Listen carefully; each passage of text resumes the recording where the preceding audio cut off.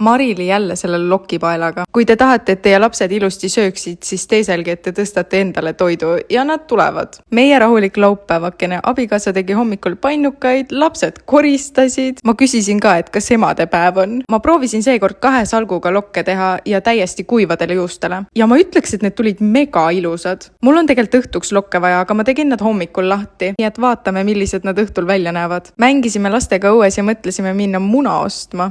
Tee ääres oleme märganud sellist külmikut, aga muna oli otsas. Kindlasti proovime mingi päev uuesti. Vaatasime ka, kuidas possul läheb ja kas sa oled automehaaniku naine, kui sa pole enda hommikukohvi auto all joonud.